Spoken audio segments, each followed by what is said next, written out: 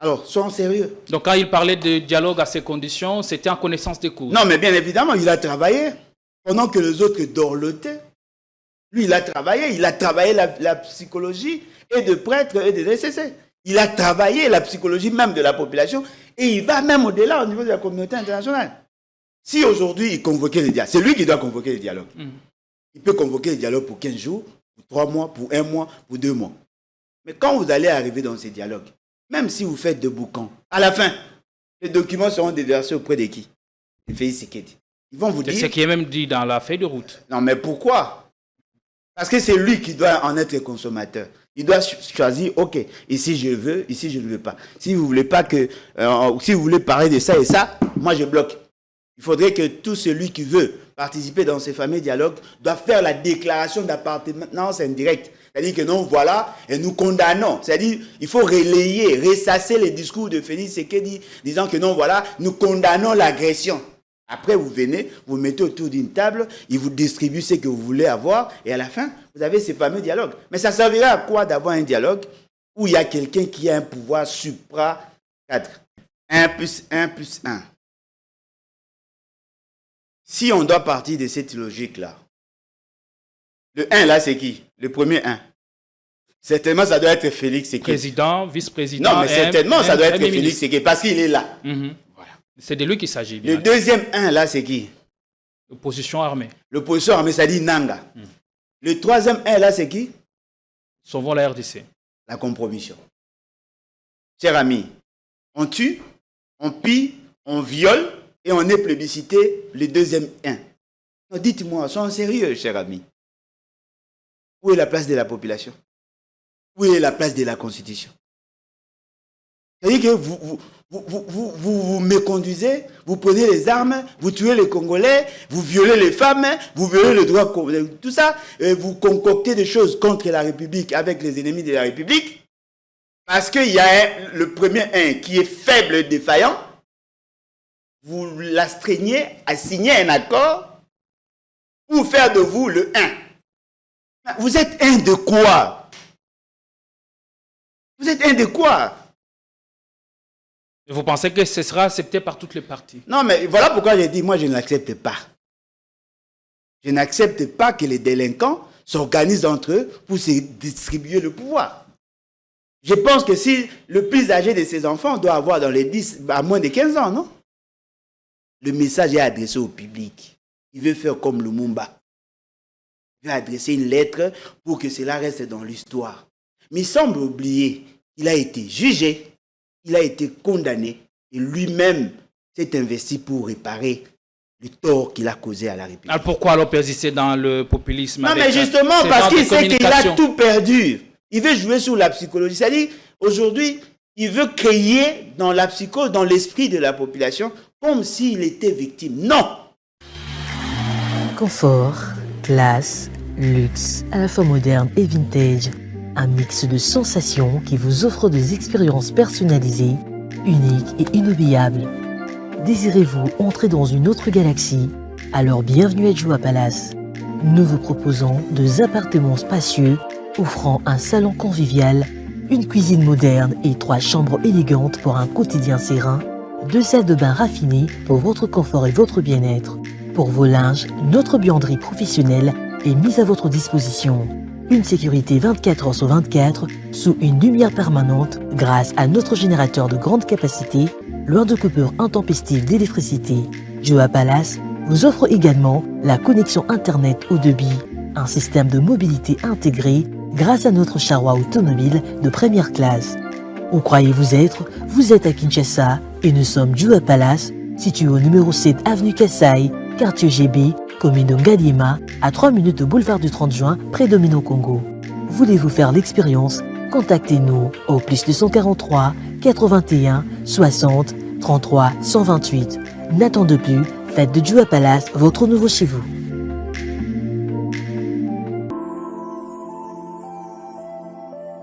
Le parc de la vallée de l'Antélé vous invite à venir partager des moments inoubliables en famille ou entre amis dans un cadre naturel de verdure unique à Kinshasa. Notre safari vous permettra de vous sentir en vacances et de découvrir nos lions, crocodiles, antilopes, buffles, éléphants, hippopotames et bien d'autres animaux dans le milieu sauvage et naturel.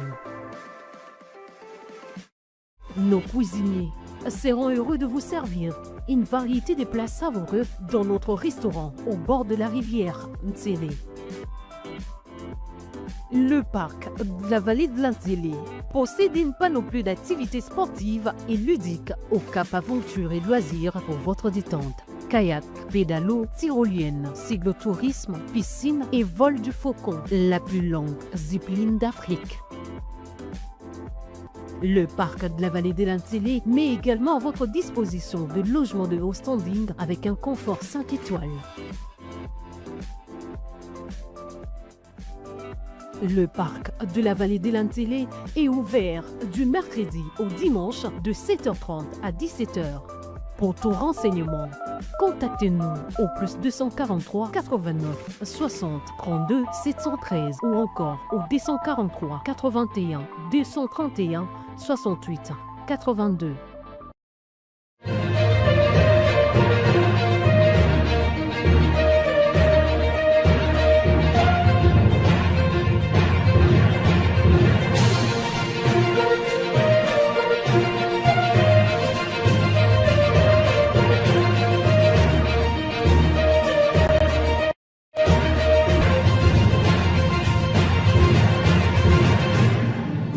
La seule chose nécessaire au mal, c'est l'inaction des gens des biens. Mesdames et messieurs, nous sommes très contents et c'est par cette phrase, cette maxime, citation d'un auteur célèbre que vous connaissez certainement que nous allons ouvrir le débat. Nous sommes très contents de vous retrouver. Après un long week-end, nous revoici pour vous servir, mesdames et messieurs, comme on en a l'habitude. Et le menu est en tout cas croustillant et l'actu est abondante. On essaiera dans la mesure du possible décortiquer de fond en comble le principal sujet d'actualité qui agite la République du Congo.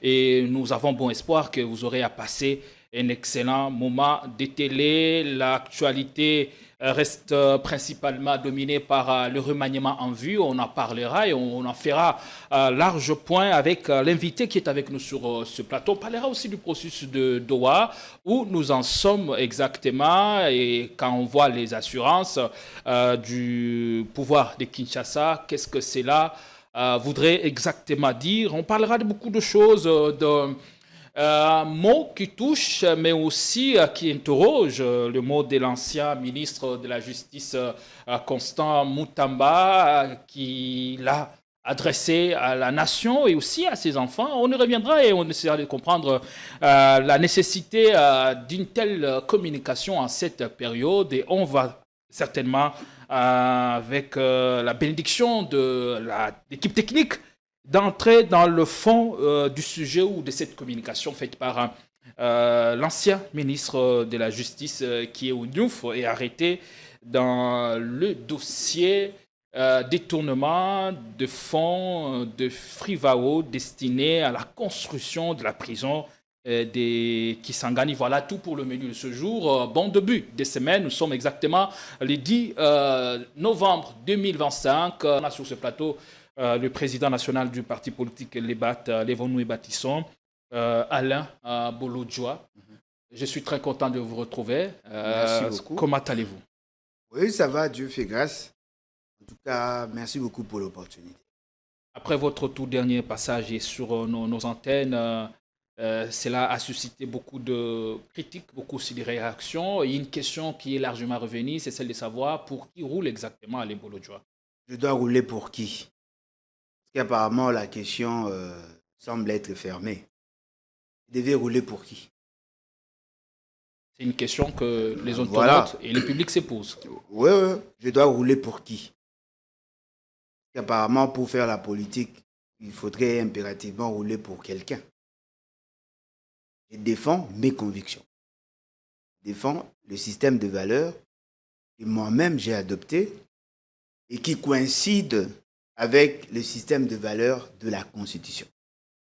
Je n'ai pas besoin de rouler pour quelqu'un pour faire la politique. Parce que déjà, l'essentiel de ceux qui font ce genre de critiques sont des fanatiques, sont des adeptes. Vous êtes vêtus en noir et blanc.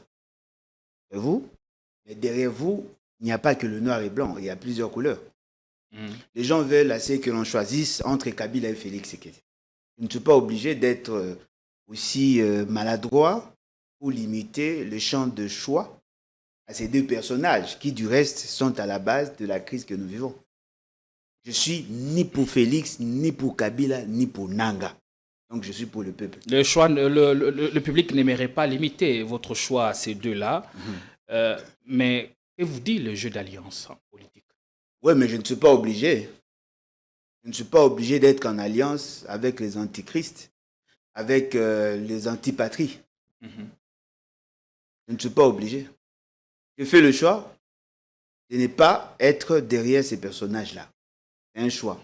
Les gens doivent apprendre à respecter, qui du reste a un fondement constitutionnel. Moi, je ne suis pas dans les émotions, dans les états d'âme. Quand il s'agit de faire le choix, je le fais et je m'assume. Et aujourd'hui, le plus important, c'est la défense de la patrie qui est en péril, racoler le morceau, fédérer les énergies pour bouter hors état de nuit les forces obscures qui occupent les richesses à foison dont dispose la RDC dans la partie est du pays. Non, moi, je me limite. Mon combat ne se limite pas à Félix Tshisekedi, qui a de velléités de s'éterniser au pouvoir. Non. Voilà pourquoi j'ai dit, je ne suis pas condamné à vivre dans cette forme de naïveté. Mon combat ne se limite pas seulement à voir Félix Tshisekedi partir. Mon combat, c'est... Votre combat va bien au-delà de ça. Non, mais bien évidemment, parce que ceux qui ont combattu Kabila devaient en réalité être satisfaits de leur combat. Mais apparemment, ils continuent encore à se plaindre. Parce qu'ils avaient fait une fixation sur la personne de Kabila. C'est-à-dire, ils ont combattu les dictateurs. Alors que moi, je combats la dictature. Ce qui est important pour moi, c'est que l'on ait un pays où tout le monde est soumis à la même loi, à la même justice. Vous combattez la dictature tant que ce système persistera. Alain Bolodjoa aura voix au chapitre et aura à combattre et à crier à corps et à cri au système de prédation et d'infantilisation. En tout cas, c'est naturel. Je n'ai même pas fourni assez d'efforts parce que je commençais mon combat dans ce contexte-là. Et même lorsque j'avais fait le choix de soutenir Kabila, j'ai condamné aussi les actes de mauvaise gouvernance. Donc, ça fait partie de ma nature. J'aime la justice, j'aime l'équité, j'aime l'égalité de ce que les gens appellent la chance. Je voudrais que notre pays soit compétitif. Et donc, tout celui qui viendra avec des antivaleurs, avec l'idée de nous imposer la mauvaise gouvernance, doit s'attendre à ce que je réagisse. Mais vous combattez le système avec quels moyens exactement? C'est la grande question. Non, mais quels moyens? Avec mes mots. Et ça suffit pour autant si ça à déboulonner le système? Je ne suis pas le seul à avoir la mission de le faire. Vous pouvez le faire aussi, vous le faites déjà. Voyez-vous, la politique a toujours été une action groupale, mais ces groupes-là doivent se constituer autour d'un système de valeurs. Parce que ceux qui m'approchent, et même ceux qui me critiquent, me disent, voilà, tu n'as pas le moyen, comme Kabila a les carnets d'adresse, Kabila a l'argent, Kabila a ceci et cela. Parce que vous vous focalisez... Oui, ces critiques reviennent et quelle sera votre particularité, bien entendu? Non, mais moi, je ne suis pas obligé d'être à côté des riches, même si cette richesse est mal acquise. Dans ma famille, il y a des gens qui sont riches. Je ne suis pas obligé d'être un quémandeur pour défendre mes droits. Je suis ce que je suis, bien que je ne sois pas riche, mais ce qui est vrai, je ne suis pas obligé de fléchir devant les riches qui, du reste, ont acquis cette richesse par de voies scabreuses. Je défends mon système de valeurs. Prenez-moi tel que je suis. Le jour où la population va adopter cette approche, à ne pas applaudir les riches, mais plutôt à applaudir ceux qui sont porteurs du système de valeurs, peut-être ces jours-là, le peuple va me comprendre. Je ne suis pas pressé, moi. Hein? Je ne suis pas pressé. Je défends ma cause. Je sais que nous sommes en train de naviguer à contre-courant, mais supportez-moi. Je ne suis pas... En tout cas, je n'ai jamais été complexé. Vous pouvez être riche comme vous voulez. Vous pouvez être plus beau que le monde entier. vous pouvez parler un bon français, mais ce qui est important pour moi, si vous n'incarnez pas les systèmes de valeurs universellement reconnus, ne pensez pas que je vais vous applaudir. Est-ce que c'est une lecture que vous auriez dû, une posture que vous auriez dû tenir il y a quelques années? Est-ce cette posture ne vient pas justifier peut-être le leadership que vous avez construit au fil des années? Non, mais en fait, le problème, c'est que les gens ne s'efforcent pas à connaître qui est Alain Bolodja. Heureusement ou malheureusement pour eux, ils n'ont pas fréquenté ma maman. Vous, depuis que j'étais enfant, en tout cas, on ne m'imposait rien. J'ai toujours la culture d'avoir l'attitude d'imposer le respect. Et puis au-delà de tout, tous ceux qui me connaissent savent qu'avec Alain Bolodja, la chose la plus facile à faire, c'est de chercher à le convaincre et non à les vaincre. Si vous voulez me séduire, apportez-moi le message qui va dans le sens du système de valeurs que moi j'adopte. Ne venez pas m'imposer votre volonté. Et je crois que c'est comme ça que j'ai vécu et c'est comme ça que j'éduque mes enfants. Et vous, je n'ai pas besoin de justifier ma position, mais je l'explique. Parce que je ne veux pas aussi imposer aux autres ce que je pense. On veut que moi, je me mette derrière Kabila parce qu'il a les carnets d'adresse. Mais ce que moi je combats, c'est ce que Kabila a fait et ce que Kabila continue à faire. Je prône pour l'avènement d'une nouvelle classe politique de l'opposition. Je prône pour une génération rupture. Alors, ne m'imposez pas votre façon de voir. Si vous avez besoin d'argent de Kabila, ça c'est votre problème. Si vous avez besoin de carnet d'adresse de Kabila, c'est votre problème. Si vous pensez que notre pays mérite d'avoir un président comme Félix Tshisekedi, c'est votre problème. Qu'est-ce que vous convainc aujourd'hui que si, par hasard, Kabila a mal dirigé les pays, qu'il ne changerait pas après avoir vu la gestion surtout de Tshisekedi et la nécessité de sauver le meuble? Non, mais il peut le faire sans moi. Ne donnez pas l'impression comme si c'est une personne providentielle où le pays ne peut trouver de solution qu'avec lui. Je préfère prendre les risques de croire en vous. Parce que là, au moins, vous bénéficiez d'une présomption de sainteté. Kabila, pour moi, est considéré comme un pécheur. S'il s'est réconcilié avec Dieu et que moi, je n'étais pas là, ne me laissez pas, ne m'obligez pas à le croire, le voir au paradis. Est-ce que le problème, c'est Kabila, c'est Tshisekedi ou c'est le système? Parce que là, vous venez justement de le dire. Le système est constitué des Kabila éléments... est passé, aujourd'hui on a Tshisekedi, mais le système tarde à persister. Non, le problème, c'est que les gens veulent torpiller leur raisonnement parce que, généralement, ce sont des raisonnements approximatifs. Le système est constitué d'éléments qui interagissent entre eux. Ceux qui veulent me voir derrière Kabila m'ont critiqué hier le fait de l'avoir soutenu. C'est ça l'ambivalence dans leur démarche. Ah, tu étais kabiliste? Oui, je l'étais et je m'assume. Mais alors pourquoi vous m'obligez aujourd'hui d'être encore kabiliste? Vous ne trouvez pas qu'il y a un problème d'irrationalité? À quel moment vous avez repris votre conscience? Non, mais quelle conscience? Quelle conscience? Ma conscience reste intacte. Vous ne rougissez pas le fait de l'avoir soutenu? Non, mais j'ai soutenu les 5 chantiers et la révolution de la modernité. D'ailleurs, Kabila, bien entendu. Mais je peux continuer à soutenir les 5 chantiers et la révolution de la modernité sans nécessairement soutenir Kabila. Quelle conscience? Vous pensez que tel que nous sommes là, si on me dit d'apprécier quelque chose de bon de Félix, c'est bien que je n'en vois pas. S'il pose un acte en faveur de la population, je peux soutenir l'acte sans nécessairement soutenir la personne. Vous savez... À quel moment vous avez pris vos distances? Qu'est-ce qui vous avez convaincu? Non, mais justement parce qu'il a fait de Félix Tshisekedi président de la République.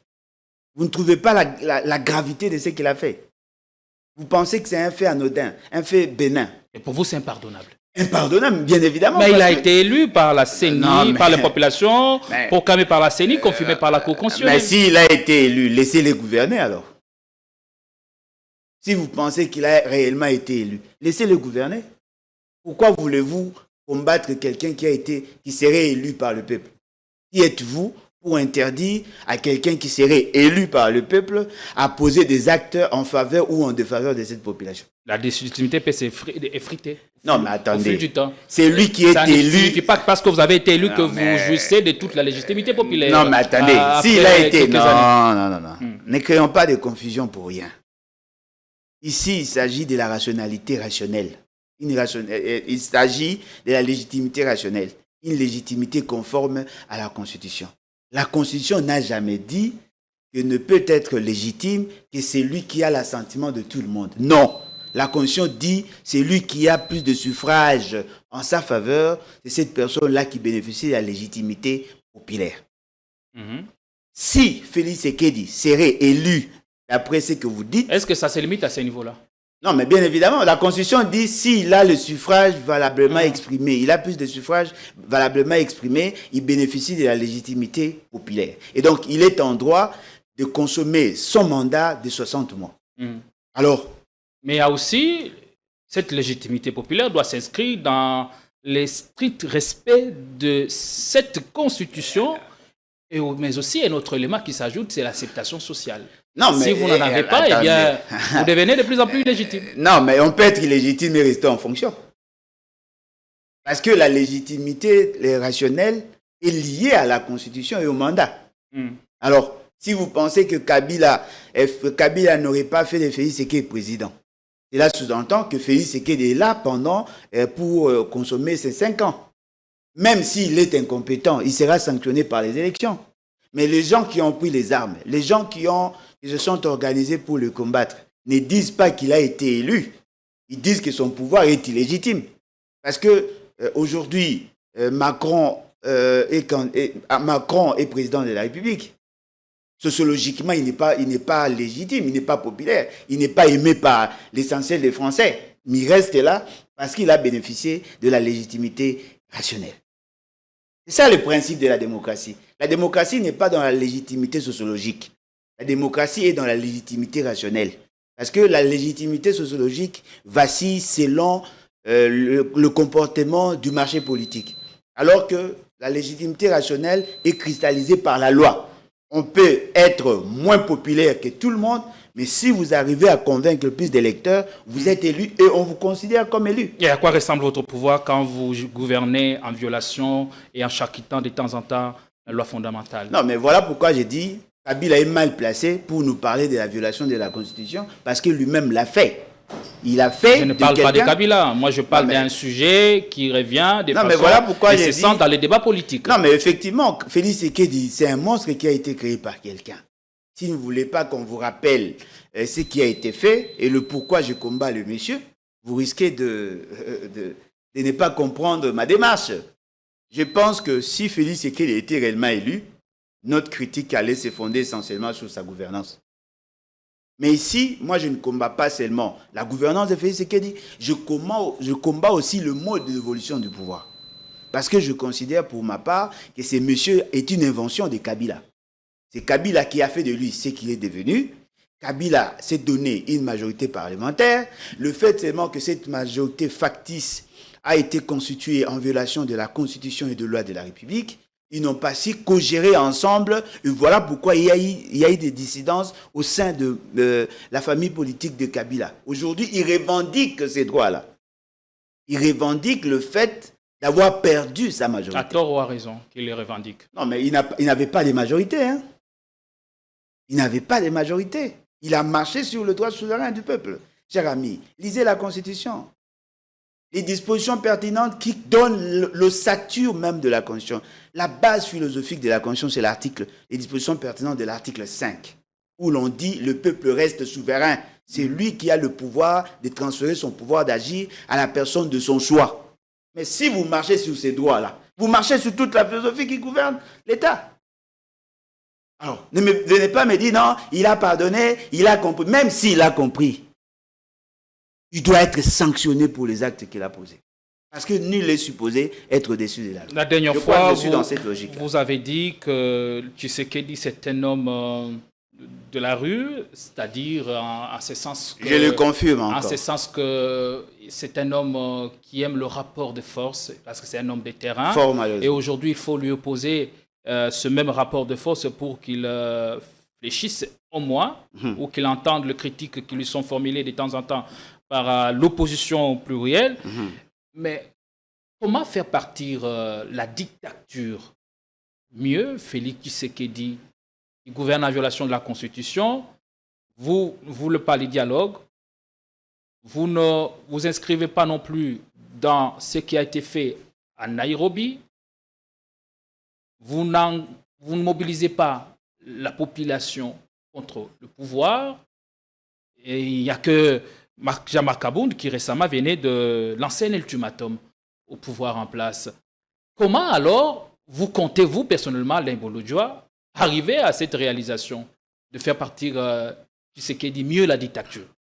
Bon, je crois que la question a toute sa raison d'être posée. L'idéal pour moi, c'est la prise de conscience de la population. Parce que chasser les dictateurs par de voies non conventionnelles ou par de voies de violence donne la possibilité à ceux qui les chassent de les remplacer et de se maintenir. C'est-à-dire, on peut combattre les dictateurs sans nécessairement combattre la dictature. Donc, ce que moi je considère comme idéal, c'est la prise de conscience de la population, parce que quand la population elle-même se prend en charge, il chasse et les dictateurs et la dictature. Parce que le peuple va imposer un nouvel ordre politique avec l'idée de renforcer davantage son droit souverain. Aujourd'hui, il y a des gens qui exigent ou qui sollicitent de Félix Tshisekedi ou de prêtres le dialogue.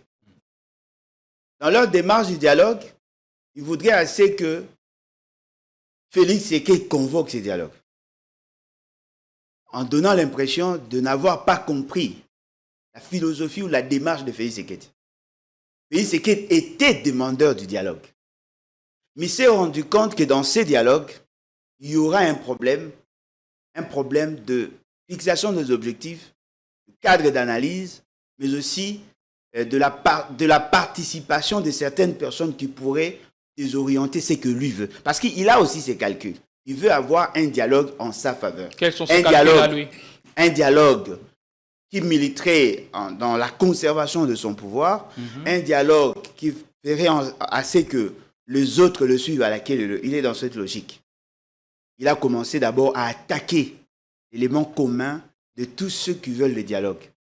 C'est-à-dire décrédibiliser les initiateurs de ces dialogues, le prêtre et les CC.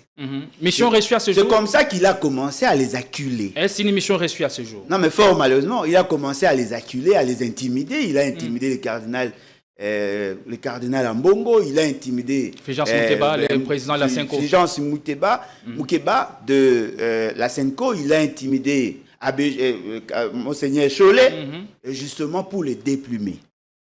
Alors, quand ils se sont sentis en faiblesse et n'ayant pas été accompagnés par la classe politique, qu'est-ce qu'il a fait? Il les a invités et il les a mis ensemble avec les autres églises qui, du reste, sont déjà dans la philosophie déjà adhéré à la défendre pouvoir. La philosophie ou la vision de Félix Tshisekedi. Ils sont allés pour avoir une feuille de route. Cette feuille de route-là que Félix Tshisekedi veut appliquer. C'est-à-dire voilà le dialogue Senko-SCC initialement proclamé, on n'est plus dans cette logique-là. Voilà pourquoi j'avais dit, en réalité, si les opposants qui prétendent vouloir le dialogue pour les changements, ils devaient d'abord faire pression à Félix Tshisekedi pour que celui-ci ne soit pas le seul décideur de la question du dialogue. Parce que les prêtres attendent la volonté de Félix Tshisekedi. C'est lui qui doit convoquer les dialogues.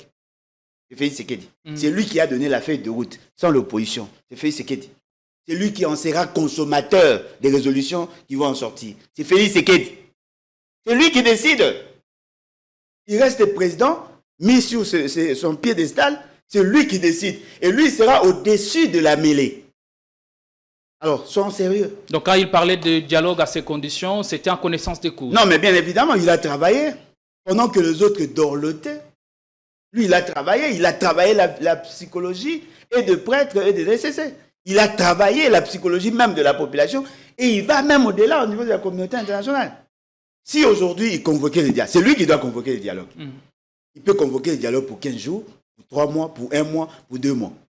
Mais quand vous allez arriver dans ces dialogues, même si vous faites de boucans, à la fin, les documents seront déversés auprès de qui? Les Félix Tshisekedi. Ils vont vous dire... C'est ce qui est même dit dans la feuille de route. Non, mais pourquoi?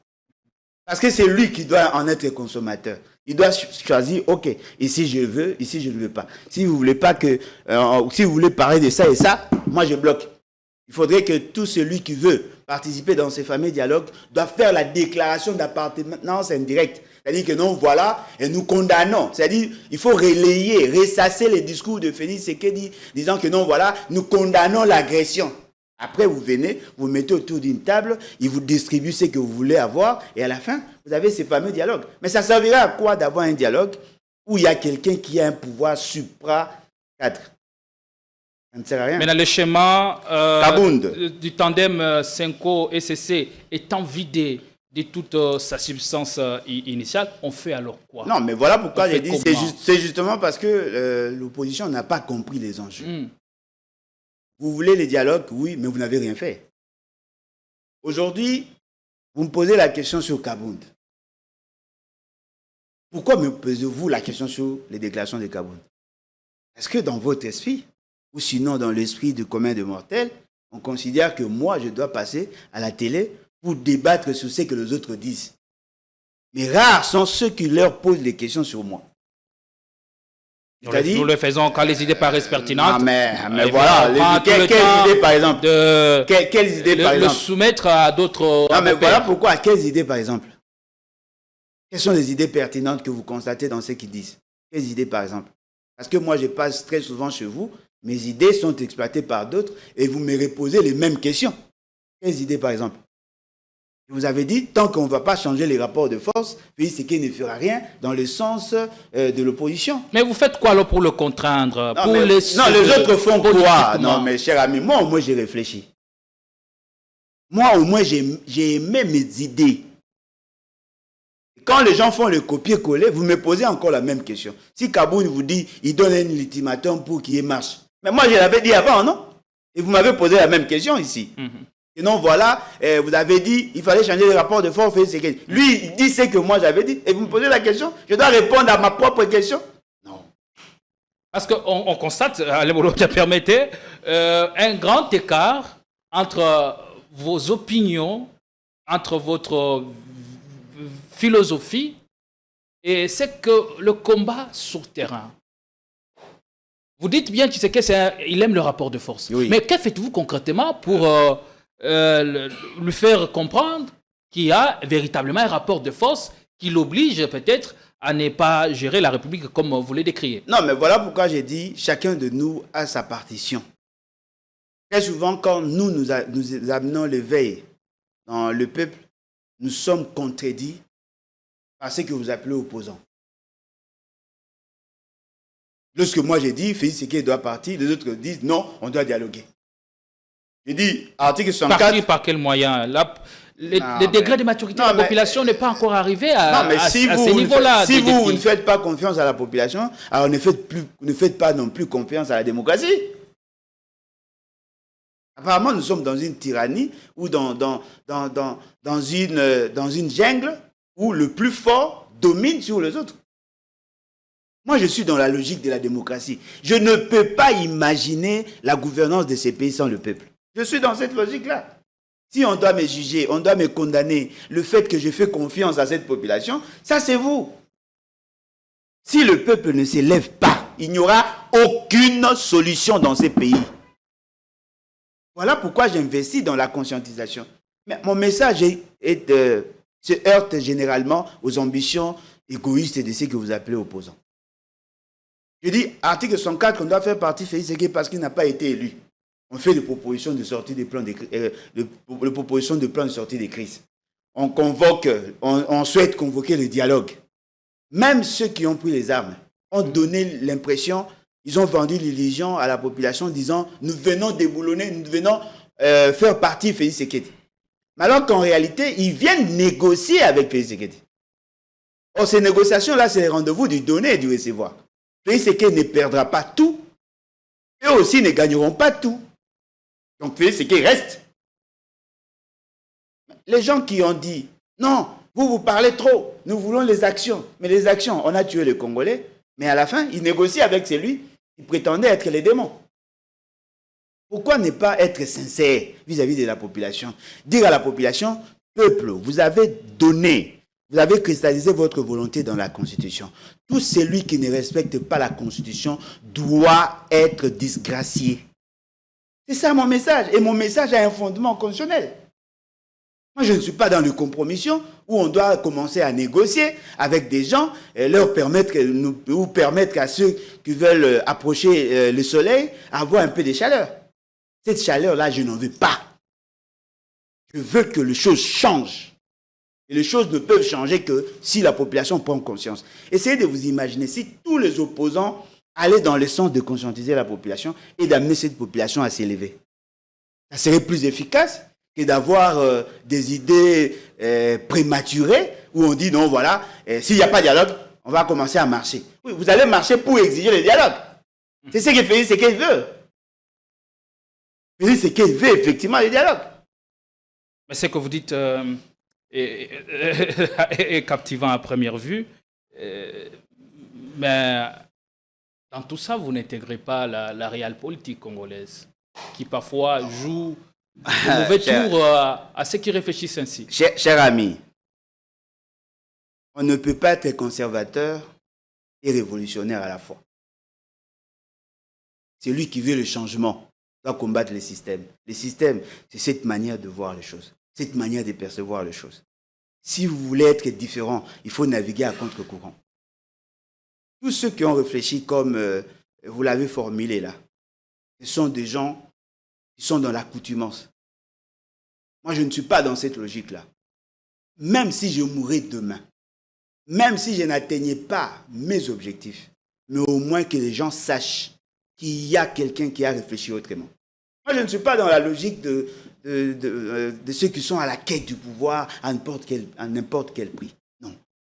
Je suis dans la logique du changement, un changement radical. Voilà pourquoi j'ai été adopté par la diaspora. La vraie diaspora. Un changement radical, c'est beau et c'est possible. C'est la nécessité, c'est les besoins que nous ressentons. Mais vous oubliez certains aspects. Tels que? Lorsque vous lisez Robert Greene, la loi numéro 16, je crois bien, il parle du changement et de la révolution. Lorsque vous venez et vous faites entendre à l'opinion, et vous venez pour le changement, eh bien, la population risque de vous vomir et de ne pas vraiment vous prêter oreille attentive. Bon. Est-ce que vous ne péchez pas à cela? Je suis comme mon maître Jésus. Je suis comme mon maître Jésus. 3 ans suffisent pour atteindre le monde entier. Je suis porteur d'une vision. Et ma vision est assez claire. C'est-à-dire, je ne suis pas dans la logique... Les changements radicaux, les changements à tout prix. Il faut qu'il y ait changement. Un prix. Là, non, mais bien évidemment. Non, mais bien évidemment, les changements ont un prix. C'est les prix que nous devons payer. Sauf peut-être si vous me dites... Est-ce qu'en allant comme ça, vous avez espoir que vous aurez gain de cause? Non, mais attendez. Vous savez qu'il y a combien de lumumbistes aujourd'hui?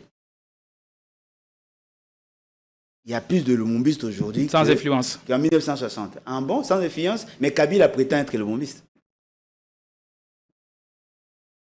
On a combien de héros nationaux? 2. Les 2 sont des lumumbistes. Chers amis, dans le monde des idées, le résultat ne se mesure pas par rapport à l'atteinte de l'objectif de la personne. Non, moi, mon objectif, c'est d'apporter l'électrochoc dans les esprits de la population. Ce n'est pas avoir le pouvoir, ce n'est pas avoir le moyen. Parce que généralement, quand on me dit, d'ailleurs, l'essentiel de ceux qui étaient avec nous et qui sont partis nous disent, voilà, vous êtes trop ambitieux, vous n'avez pas le moyen de votre politique. Non, le moyen de ma politique, c'est ma parole. Et la constance dans le message que je lance. J'ai gardé le même message pendant plusieurs années. Vous pouvez aller, même sur ma page Facebook, en 2005, lorsqu'on peut parler des élections, un nouvel esprit pour un Congo nouveau. C'est ça mon message. Je ne veux pas changer aujourd'hui parce que je veux chercher à séduire. La population va se convertir au fil des temps. Ceux qui font confiance à notre combat savent pertinemment bien, c'est comme ça que nous nous comportons. Je vous donne juste des cas, des exemples. Allez-y.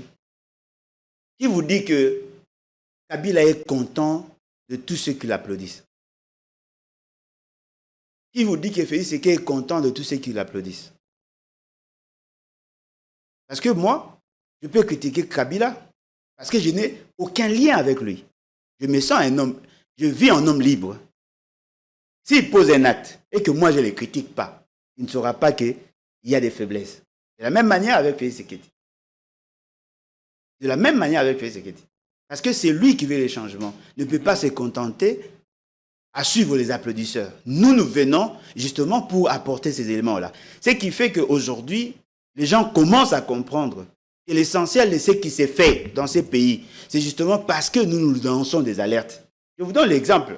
C'est juste là, au rond-point, comment on l'appelle? Une Mazière. Vous savez ce qu'ils ont fait? Ils ont bétonné. C'était après vos critiques. Alors, c'est-à-dire que nous ne pouvons pas réfléchir comme tout le monde. Non, tout c'est bien. Non, il y a un problème ici. Il faut résoudre. Si vous ne le résolvez pas, vous êtes incompétent. Ils le font. C'est ça la beauté de la démocratie. On peut servir son pays sans être aux affaires, sans être dans des postes de responsabilité. Non, mais voilà pourquoi je vous dis, dans le monde des idées, ce que vous appelez poste là n'est pas l'objectif. L'essentiel pour nous, c'est d'apporter une vision suffisamment claire. Et notre vision est claire. Il faut désirer un changement radical. Parce que si vous restez dans l'accoutumance, vous restez dans la philosophie qu'il y a aujourd'hui, il n'y aura pas de résultats. Attention, le monde se dégrade. Ne pensez pas que les choses seront constantes. Non, les choses vont de mal en pis. Aujourd'hui, tel que nous sommes là, nous sommes en train de procréer. Et la société aujourd'hui a déraillé. Nous sommes dans un monde fou. Le pays se meurt. Le comportement des gens, l'indiscipline caractérise tout ce que nous faisons. Personne ne respecte plus rien. Il n'y a plus de normes. Ne me dites pas qu'on doit continuer dans ce système où le code de la route n'est pas respecté, où les conducteurs n'ont pas de permis de conduire, où on donne des permis de conduire moyennant quelque chose, où on exige le contrôle technique des véhicules sans nécessairement qu'il y ait de contrôle technique, où on peut détourner le fonds public, où on peut desservir de l'eau de mauvaise qualité, l'eau qui était inodore, incolore, l'eau aujourd'hui a des couleurs, l'eau aujourd'hui sent mauvais. Ces choses-là doivent changer. L'essentiel des Congolais n'ont pas d'emploi. Ils ont un problème de revenus. On ne respecte pas leurs droits. Et vous pensez que l'on doit continuer ainsi? Il faut qu'il y ait cette rupture épistémologique afin que nous espérions avoir les changements. Je suis dans cette logique-là. Même si tout le monde se coalisait pour dire « nous voulons les statu quo », moi j'ai dit « il faut qu'il y ait les changements ». Allez, merci beaucoup. Ce sont les mots qui nous rongent et qui minent le développement de la République démocratique du Congo. C'est comme ça qu'au début de l'émission, j'avais bien raison de paraphraser cet excellent écrivain qui disait que la seule chose nécessaire au mal, c'est l'inaction des gens des biens. Donc il faut qu'à un certain moment que les gens des biens s'élèvent et dénoncent les systèmes. Maintenant, là, on assiste à la constitution du bloc.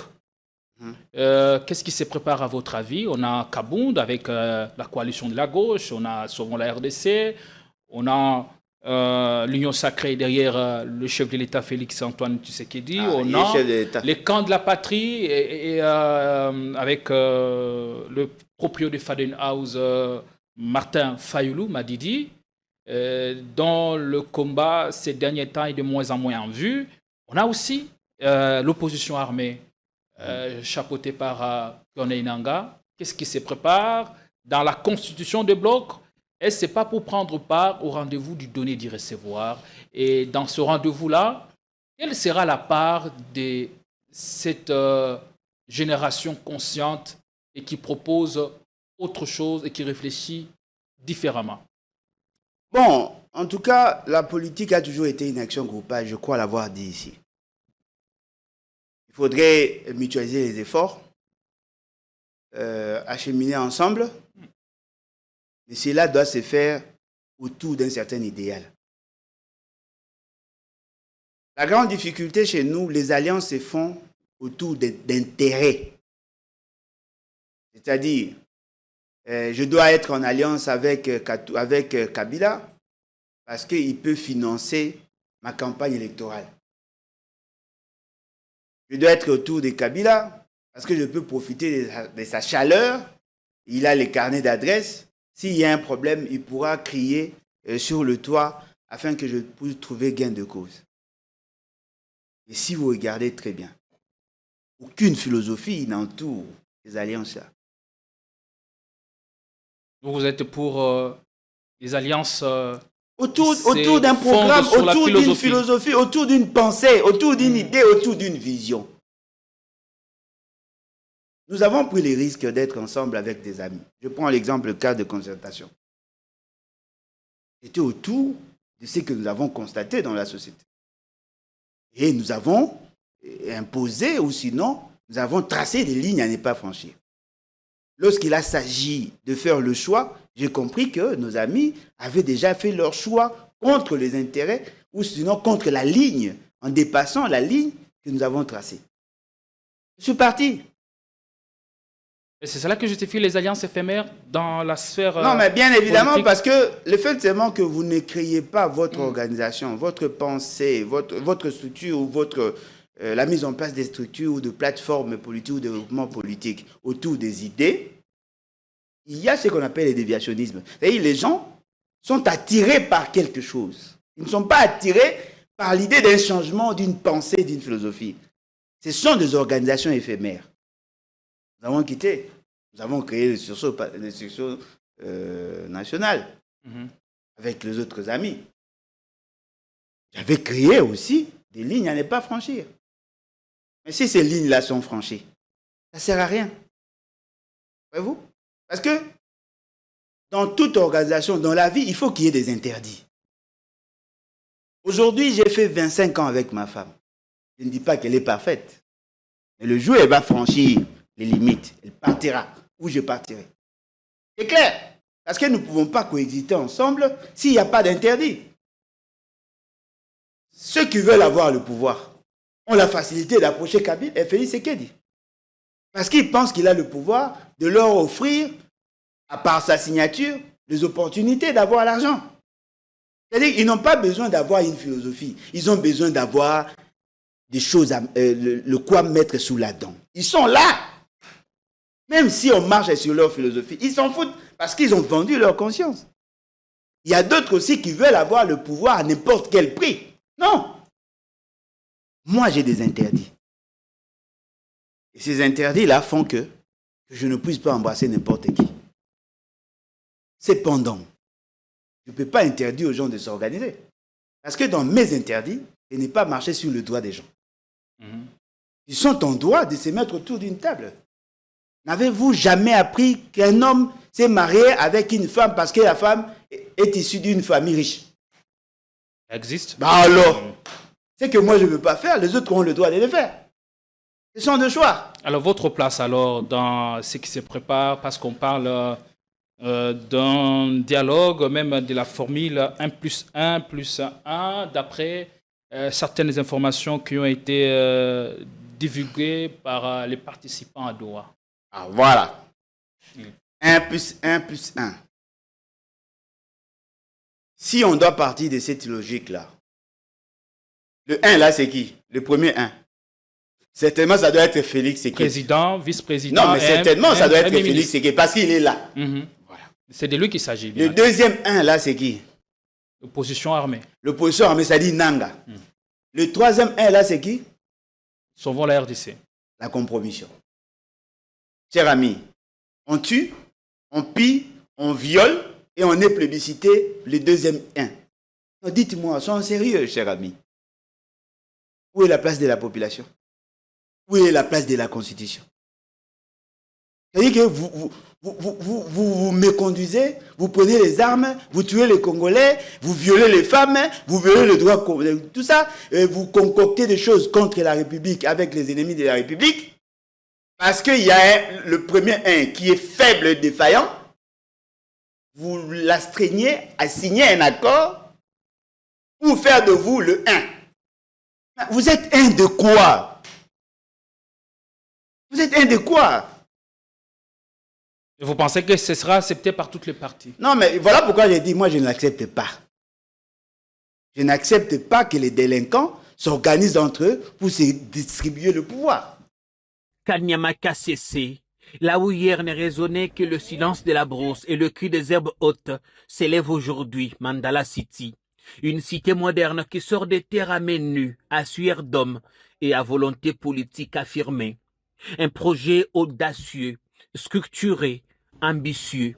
Il prévoit des villas bien équipées, une salle de conférences, une piscine, un terrain de tennis, une salle de sport et même un bureau présidentiel y est en chantier.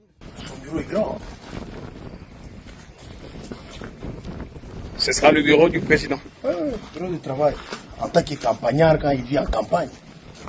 Même s'il est en campagne, n'oubliez pas que c'est le commandant suprême. Hein? Ah, oui.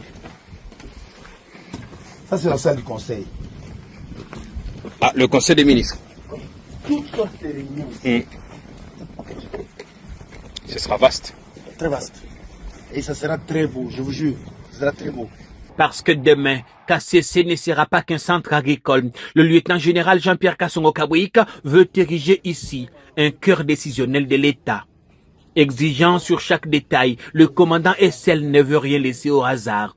Il passe, repasse, observe et corrige. Kanyama Kassese devient de plus en plus attrayant. Nous avons de plus en plus de visiteurs de marque, commençant par le président de la République, commandant suprême. Nous nous anticipons déjà, nous disons, si jamais il arrivait ici, il dit, bon, voilà, je vais tenir une réunion. On tient la réunion où? Dans une tente? Non. Ou dans nos vieux bâtiments? Non. On lui crée quand même les conditions. C'est lui, commandant suprême du service national. Il peut venir ici à tout moment. Il improvise une réunion, on veut quand même créer des bonnes conditions de travail du commandant suprême et des autres autorités. C'est 72 chambres, piscine, terrain de tennis, terrain de basket. On va faire quand même une petite cité, salle de musculation, salle de sport. Quand ils viennent, ils peuvent se remettre en forme. C'est en plein champ ici. En pleine brousse. En pleine brousse, oui. Pas de relâche, vite mais bien fait. À quelques pas, un hôpital ultramoderne est sorti des terres. Les équipements sont là, livrés et bientôt installés. 2 ambulances flambant neuves et une promesse des soins de qualité pour les bâtisseurs, leurs dépendants, ainsi que les riverains. Mais comme vous voyez cet hôpital, tous les équipements sont déjà commandés, sont en marche. Y compris l'ambulance qu'on a vue. Il n'y a qu'une seule ambulance, il y a une deuxième ambulance qui vient. Mais il n'y a pas que ça. Les lits, les matelas, la pharmacie, tout ce qui est pour un hôpital, tout est déjà commandé, tout est déjà disponible. Mais Kassese, ce n'est pas que béton et tuiles. C'est aussi un souffle agricole et un espoir nourricier. En 2019, 4 vaches seulement, et aujourd'hui, plus de 6000 têtes. Un cheptel né du néant, porté par une vision, celle du président Félix Tshisekedi, refonder la nation à partir du travail, de la terre et de la discipline républicaine. Moi, lorsque j'arrive au service national avec 4 bêtes, en 2023 qu'on a commencé avec 100 bêtes. 100 bêtes ou 110 bêtes. 110. Maintenant, là, on est à 6000 et quelques, parce qu'il y a des acquisitions aussi. C'est pas que ce soit reproduit, il y a des acquisitions. On est à plus de 6000. Et l'année prochaine, à la même période, on sera au-delà de 10 000. Avec sa piste d'atterrissage opérationnel, son aérogare moderne, ses infrastructures solides, Kanyama Kassese a cessé d'être un simple champ retranché au beau milieu des riens.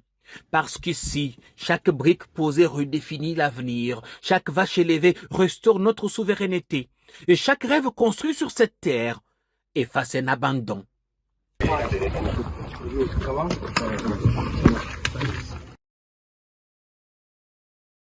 Prenons Constant Moutamba. Il a détourné 19 millions de dollars. qui du reste est remboursé. Il est en prison. Bon, il n'est pas en prison, mais il devait être en prison. Il est condamné, il est arrêté. Mais il est dit qu'il est dans un endroit où il n'a accès ni mais ça, c'est lui. à la lumière. C'est lui qui a sollicité ça. À l'heure naturelle. Ça, c'est son problème. C'est lui qui a sollicité ça. Où serait-il? Il a la grande question. Non, mais il doit le dire. Il ne l'a pas dit.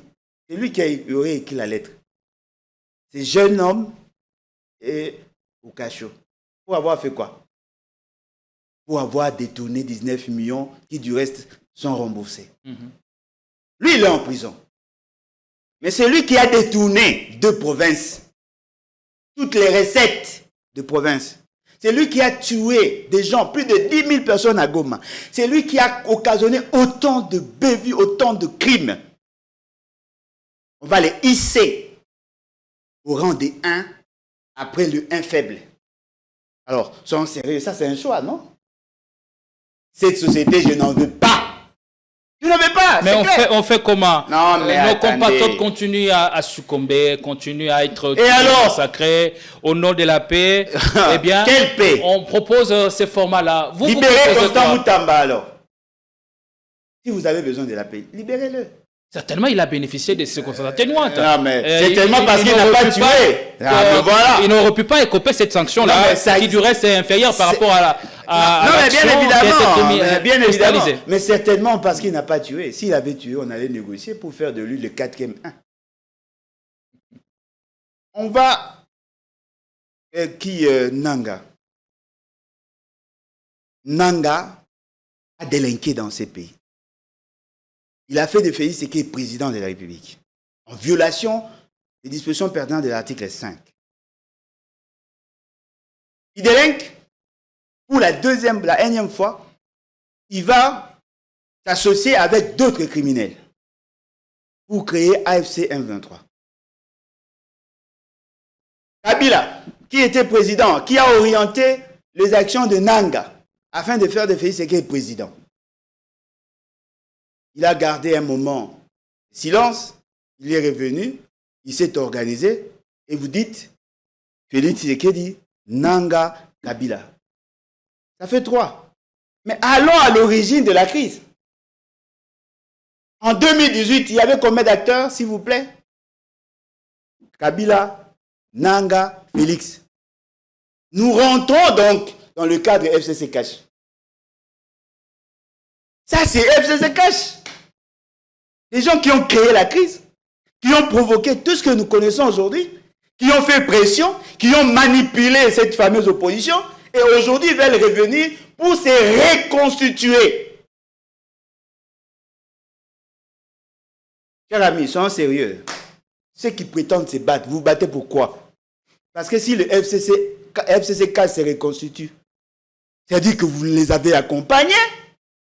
Allez voir maintenant dans ce qui était le contrepoids, la Mouka.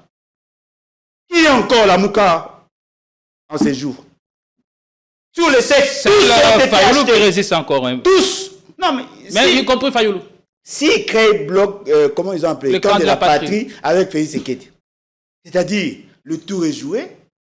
La Mouka est là. Non, le camp de la patrie, c'est son idée. Il lance l'appel à d'autres d'y adhérer. À qui?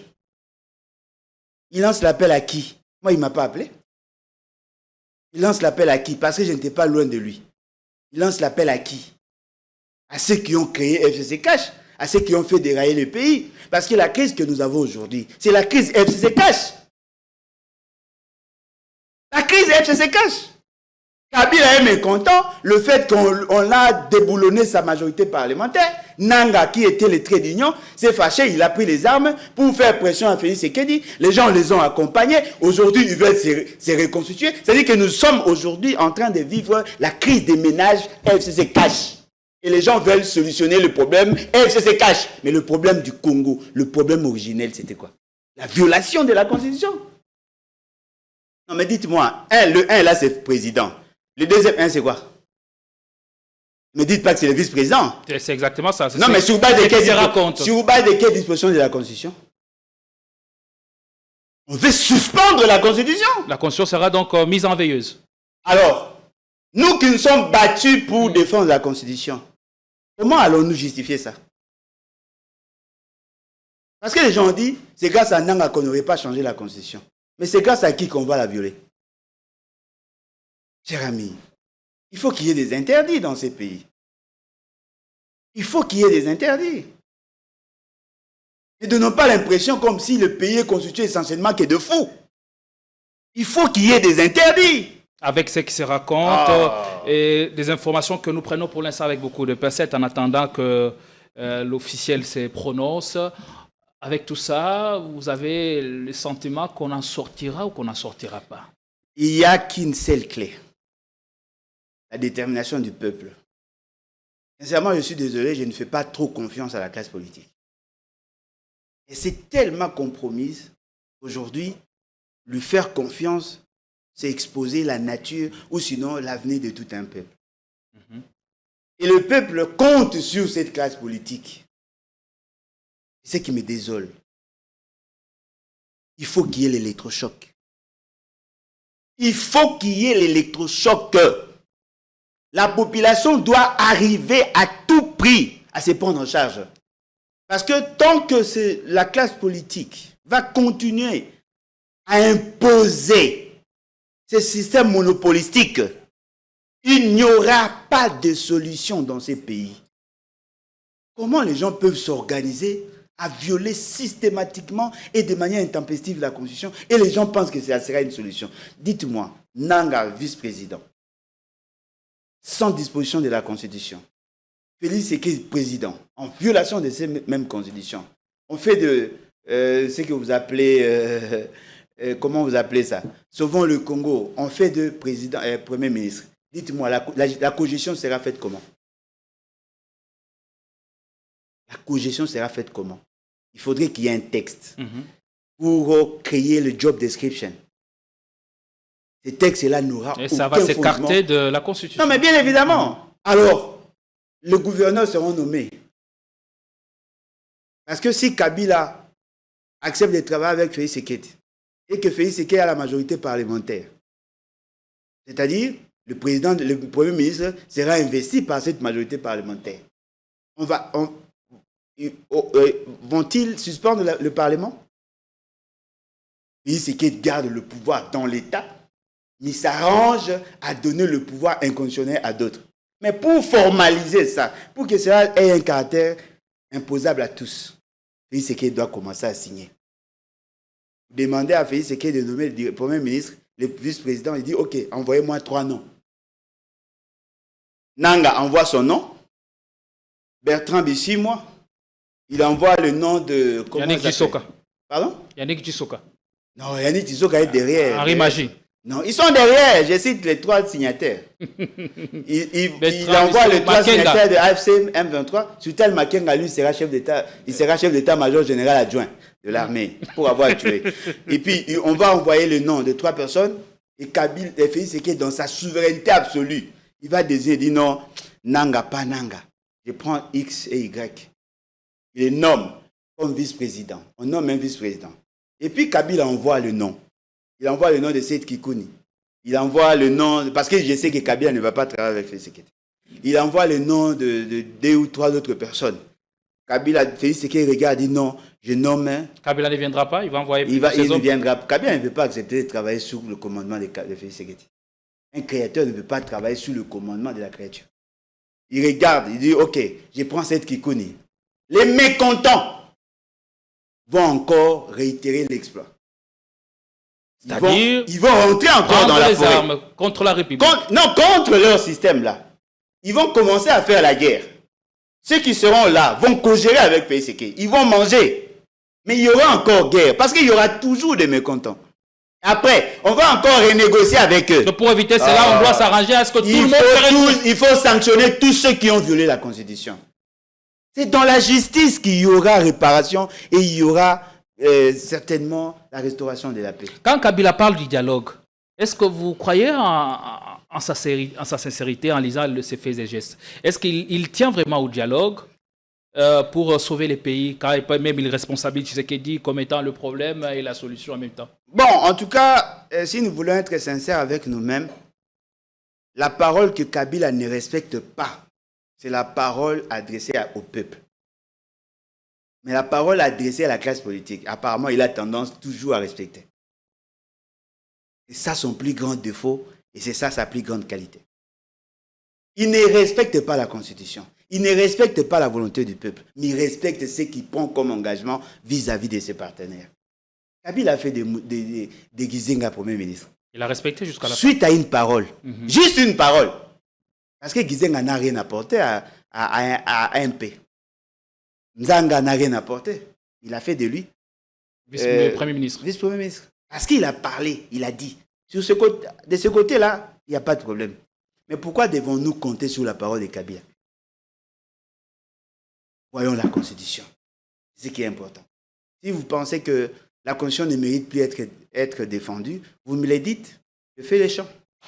Allez. À Kinshasa, on parle du remaniement en vue. Pourquoi faire? Pour confirmer que Félix Tshisekedi n'a jamais été sérieux dans ce qu'il fait.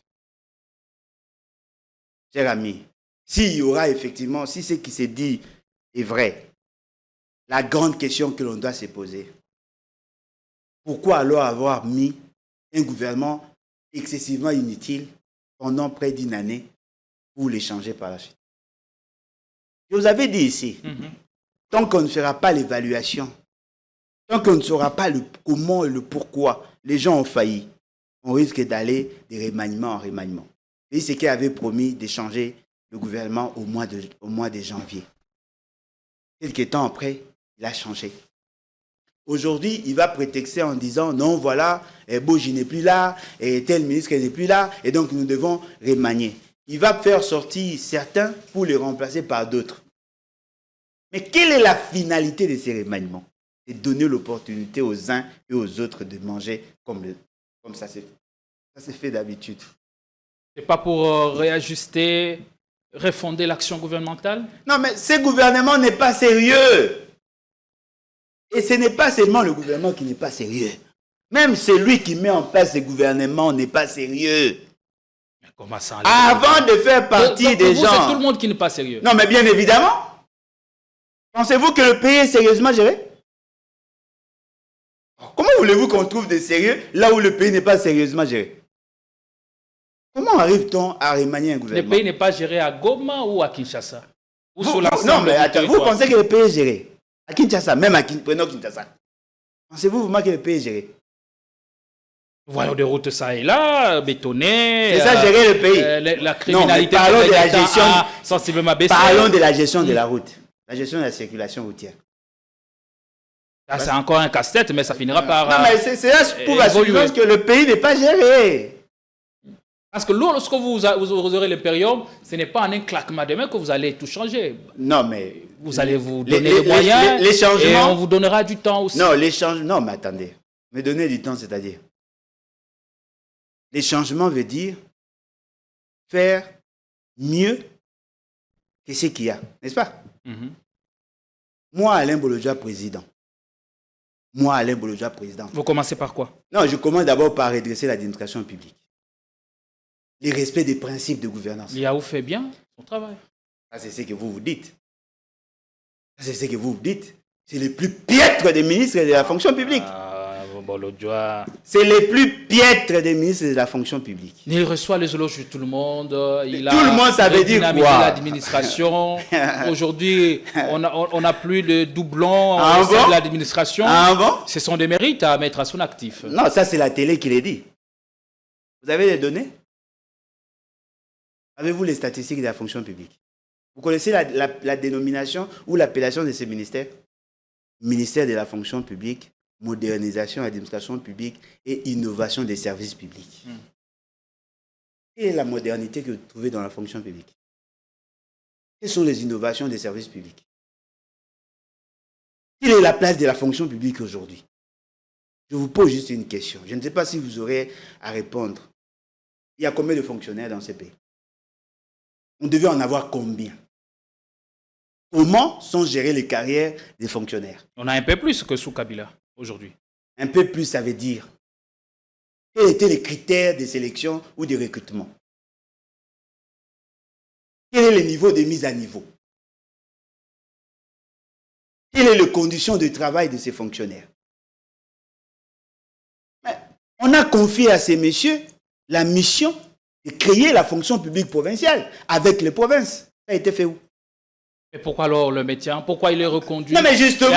Chaque gouvernement, on voit son nom. Non, mais justement. Parce qu'il fait bien son non, travail. Non, pas parce qu'il le fait bien. Parce que son père a appartenu à ces castres-là qui ont créé l'UDPS.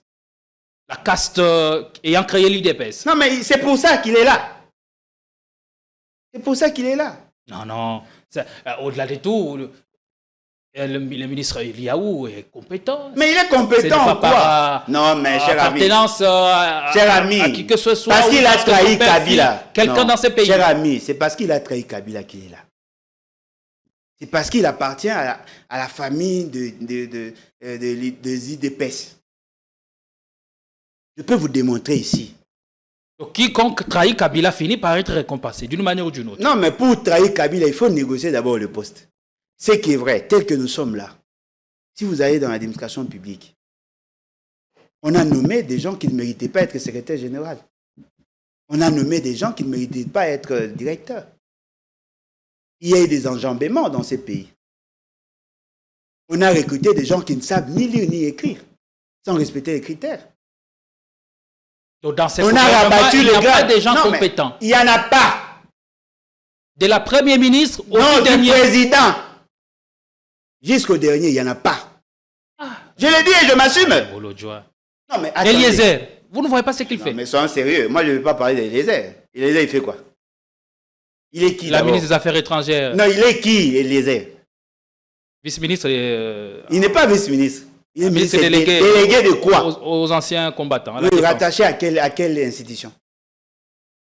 À la présidence. Alors, ministre délégué. Alors, le ministre de la Défense, il est qui? Parce que vous devez savoir que la défense, ça fait partie des domaines de collaboration entre le président de la République et le gouvernement. On ne peut pas trouver un ministre délégué à la défense. Parce que le ministre de la Défense fait rapport au quotidien au président de la République. C'est déjà un délégué. Dans ces pays, on a connu... C'est un surplus inutile. Inutile. Et on prend qui? Un journaliste. On fait de lui ministre délégué. Il n'est pas dans son élément. Vous voyez les degrés de l'incompétence. Mouyaya. Thérèse Kaïkwamba. Mais vous citez des noms. Julien Paloukou. Ça, ce sont le produit de la télé. Julien Paloukou. Parlez-moi en termes de résultats. Qui est encore celui qui vient de quitter le gouvernement pour l'Assemblée, Boji. Oui, il a fait quoi? Et on avait aussi, on a actuellement, celui qui fait parler de lui depuis un certain moment, Mouzito. Il a fait quoi? Parce que là, vous parlez des gens qui sont cités régulièrement à la télé. Dites-moi ce qu'ils ont fait. Ils ont fait quoi? Ils ont trouvé quoi? Ils ont apporté quoi? Ils ont apporté quoi? Vous me parlez du ministère des Affaires étrangères. Incapable de gérer même le passeport. Incapable. Vous savez, il y a combien de gens qui sont préjudiciés le fait seulement qu'ils n'ont plus de passeport valide? Dites-moi, comment peut-on plébisciter quelqu'un de meilleur ministre alors qu'un domaine aussi facile à gérer, vous n'arrivez même pas à gérer les passeports? Les gens ont fait plus de 2 ans sans passeport. Il y a des étudiants qui ont été obligés de se déplacer pour venir avoir le passeport ici. Ils sont restés là. Les gens qui reviennent du pays avec comment on appelle ça? Le document qu'on leur octroie là, le ténalieux. Cher ami, dites-moi, y a-t-il une réforme au niveau de l'administration là-bas? Est-ce qu'aujourd'hui les ambassadeurs sont bien gérés? Peut-on aujourd'hui considérer que nos ambassades fonctionnent normalement? Peut-on considérer aujourd'hui qu'on est respecté dans le monde? Non.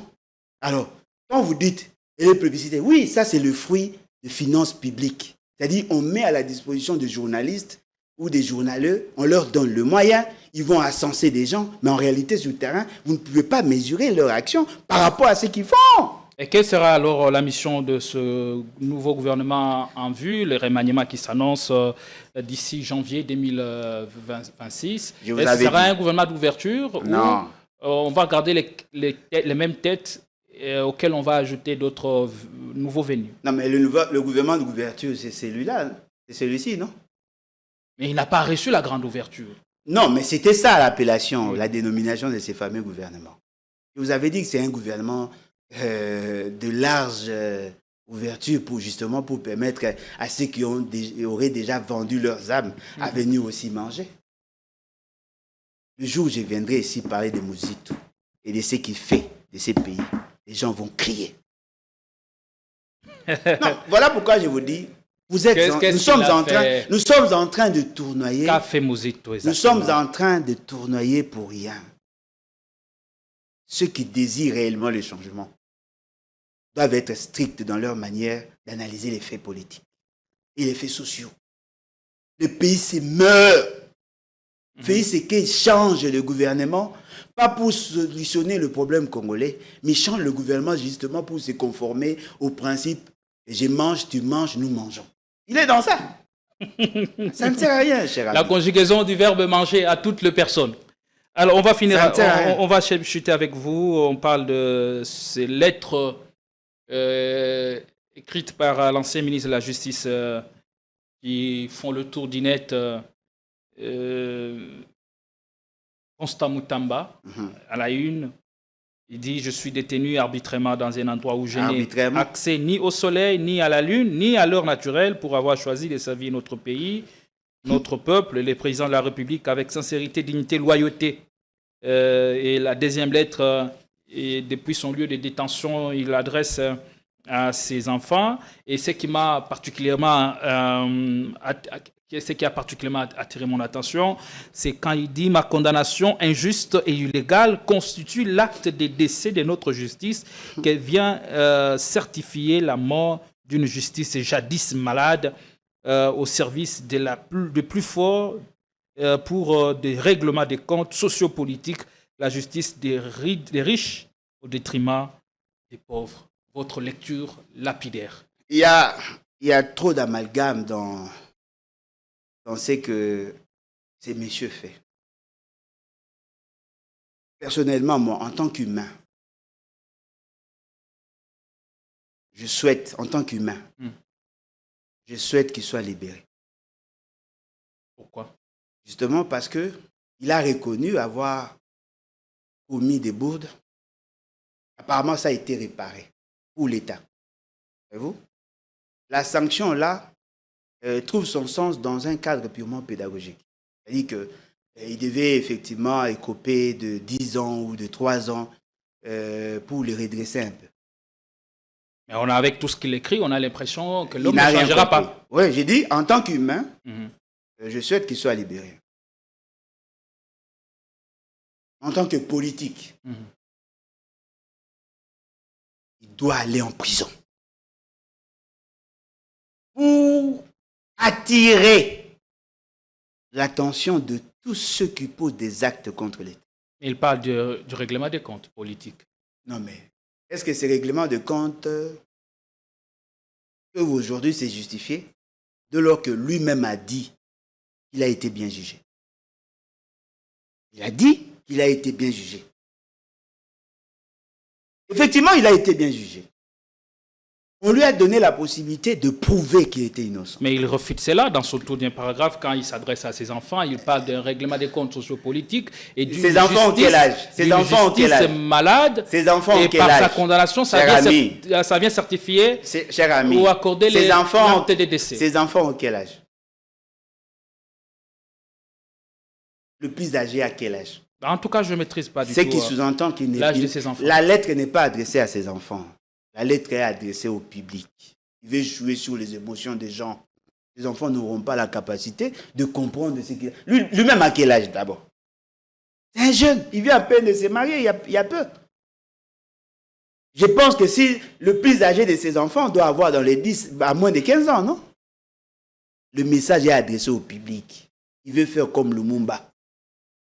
Il veut adresser une lettre pour que cela reste dans l'histoire.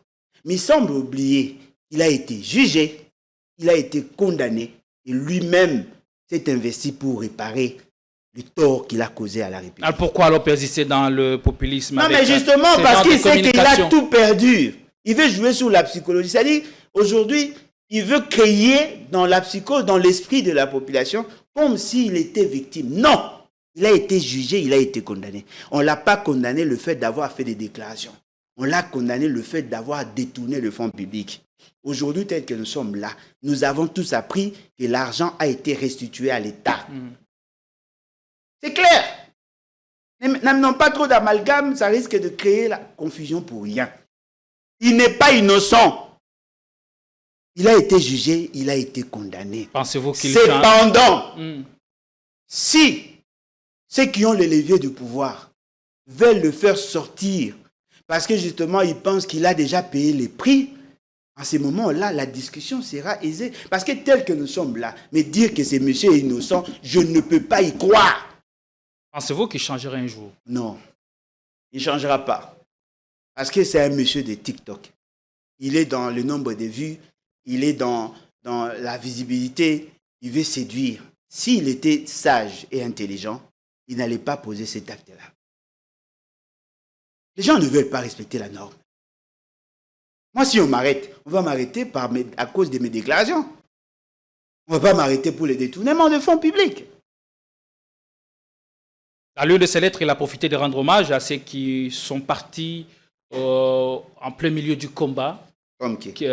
Comme son ancien directeur de cabinet et aussi... il est parti en plein milieu du combat, c'est lequel combat? L'enseignante du peuple, c'est ainsi qu'elle est appelée. Ça, c'est de la récupération, cher ami. Bonnet Elombe.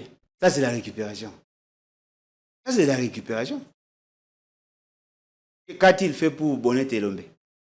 Parce que Bonnet Elombe avait dit aux enfants que le Constant Moutamba était innocent et il veut en faire une militante de son combat. Si c'était une militante de son combat, cette dame ne mérite pas les honneurs.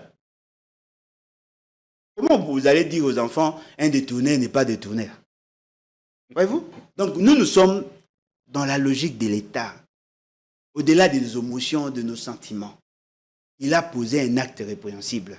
Cependant, il n'est pas le seul. Il y a d'autres personnes qui ont fait pire que lui, mais qui sont en dehors du cadre pénitentiaire. C'est-à-dire, nous pensons que nous devons arriver à imposer un nouvel ordre politique dans le respect strict de nos lois et de la norme de gouvernance. Il a été jugé, il a été condamné. Mais si on veut le libérer, je ne serai pas totalement contre. Mais on doit avancer des arguments pour voir l'opportunité de sa libération. Parce que le péché étant déjà consommé, il peut être gracié. Alors qu'est-ce que vous le conseillez? De continuer avec ce qu'il fait maintenant? Non, mais il n'avait pas demandé mes conseils avant de détourner le fonds public. Comment voulez-vous que je m'improvise en conseiller? Quand je lui disais, attention, il y a trop de zèle dans ce que vous faites. Il y a d'autres faits pour lesquels il devait être poursuivi. On ne l'a pas poursuivi pour ça. Il a fait sortir des gens de la prison sans respecter la procédure. Il a menacé des enfants de les tuer sans respecter la procédure. Il se prenait par moments pour un fils de Dieu. Et lui dit, il aurait servi le peuple. En quoi faisant? Il a servi Félix Sekedi. Il n'a pas servi le peuple. C'est en sérieux. Alors, comme il n'a pas servi le peuple, il est privé de la gloire du peuple. Dans sa lettre, est-ce une façon de réitérer sa loyauté au président de la République? Il y a une façon de lui faire un clin d'œil. Ce sont des aliénés volontaires. Ils veulent être sous les jougs de Félix Sekedi, encenser Félix Sekedi, les séduire, mais ils doivent savoir que Félix Sekedi n'est pas au-dessus de la loi. Allez, merci beaucoup. Les Bolo, journée est arrivée à la fin. Merci de votre participation. C'est à moi de vous remercier. Votre dernier mot. Bon, moi, je pense que le changement est possible. Soyons les acteurs de ces changements-là. Allez. Merci beaucoup. On est arrivé à la fin, mesdames et messieurs. Vous nous avez suivis et nous pensons que vous avez passé un excellent mois de télé. Comme on aime bien les dire. Et nous vous retrouvons très très vite avec votre casting sur votre chaîne. Consommez l'émission avec délectation. Commentez surtout. Abonnez-vous si vous nous regardez pour la première fois et activez la cloche de notification pour ne plus rien manquer de nos contenus. Quant à moi, avec toute la grande équipe, je vous retrouve un peu plus prochainement avec l'ami Dosé Pézier. Bon après-midi chez vous.